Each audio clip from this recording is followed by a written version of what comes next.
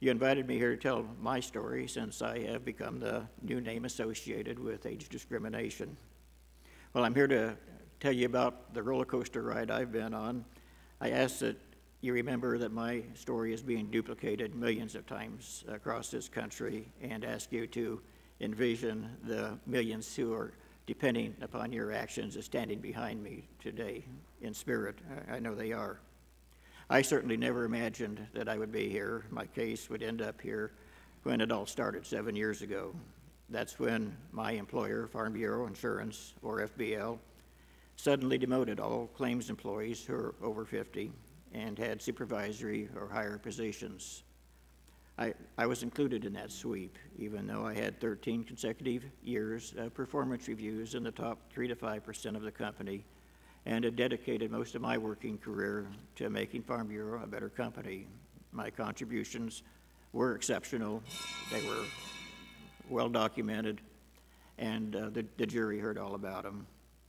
Since age was the obvious reason, I filed a complaint, and 2 years later, we had a very aggressive trial. The jury spent a week listening to all the testimony, hearing all the evidence, and being instructed on the law, your law.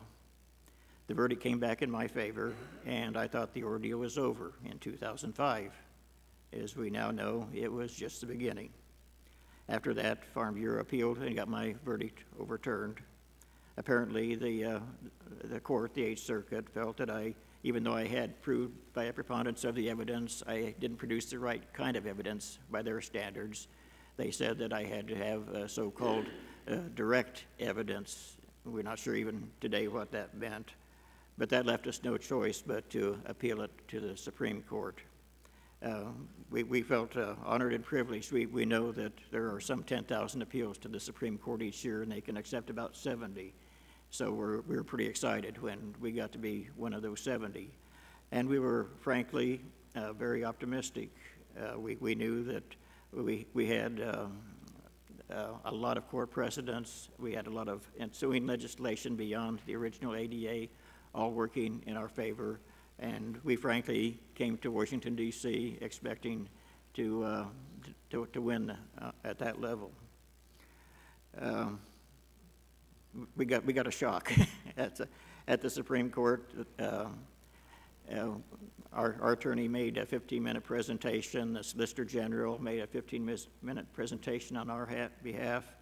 And then the Supreme Court did something totally unexpected. They broke with their own protocol and allowed the defense to advance an entirely new argument, one that had not been advanced before. It had not been briefed. We had no chance to prepare a rebuttal.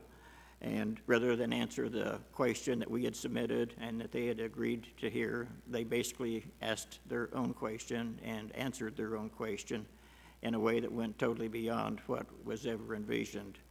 And the net effect, as far as we were concerned, was to water down the Age Discrimination and Employment Act as written by this branch of government, the branch closest to the people, and what we thought we clearly understood was designed to do. So, needless to say, we were disappointed and disillusioned when they did that. Since the Supreme Court's decision in my case, I've been particularly distressed over the collateral damage that's being inflicted on other older workers because of the court's ruling. I hate having my name associated with the pain and injustice now being inflicted on other older workers, because it's now nearly impossible to provide the level of proof that's required by this court.